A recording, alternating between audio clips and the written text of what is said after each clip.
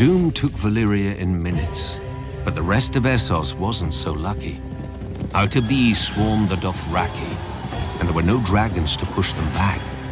The Dothraki tide slammed first into the Sarnori, who called themselves the Tall Men, and whose ancient kingdom dominated the grasslands of Essos. The Tall Men at first scorned the Horse Lords as uncivilized barbarians, which they were. But Khal Mengo had united all of them into one Khalasar with one aim: to trample the world beneath their hooves and take other peoples as their herd. One by one, the cities of the Tall Men were overwhelmed. Still, they wouldn't unite against the Dothraki. Many didn't believe the tales of the rare survivors. No army could move so fast or strike so quickly. They didn't know that the Dothraki live in the saddle and have such command over their horses that they seem to have 4 legs, not 2. Where most archers fire from foot, the Dothraki fire from horseback. Charging or retreating, it makes no matter, they are just as deadly. But the Dothraki prefer close combat, howling for blood as they ride down their enemies with their araks, and there were so many of them. When Khal Mengo's son, Khal Moro, laid waste to the waterfall city of Sathar, renaming it the Place of Wailing Children, the Tall Men finally realized their peril.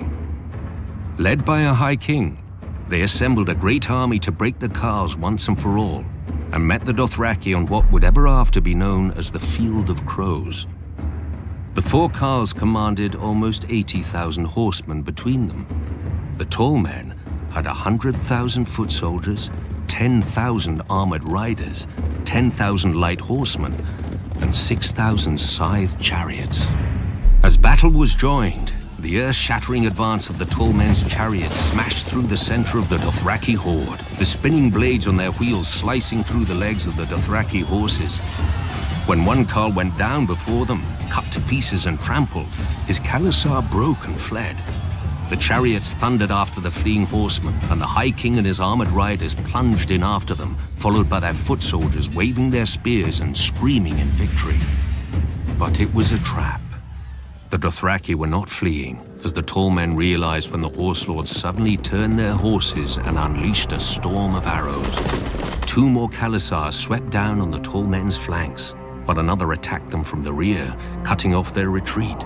Completely encircled, the High King and his mighty hosts were destroyed. The Tall Men had stood for thousands of years. Now the crows feasted on their corpses, as the Dothraki squabbled over their valuables. The common wisdom is that the Dothraki tide finally broke upon the spears of the Unsullied at Quohor, saving Essos from the Horse Lords. In truth, the days when the Dothraki could threaten the entire world had already passed. The great Khalasar forged by Khal Mengo had splintered into a dozen hordes after the death of the last great Khal, and the riders had resumed their petty feuds. The grasslands of Essos are now called the Dothraki Sea, but no more nations drown in it. Still, the Dothraki priestesses, the Dosh Khalim, prophesied that one day the Dothraki will gather at Vaes Dothrak, their holy capital, and unite once more under the greatest Khal of them all, the stallion who mounts the world. He will lead their people to the ends of the earth and grind all nations to dust beneath them.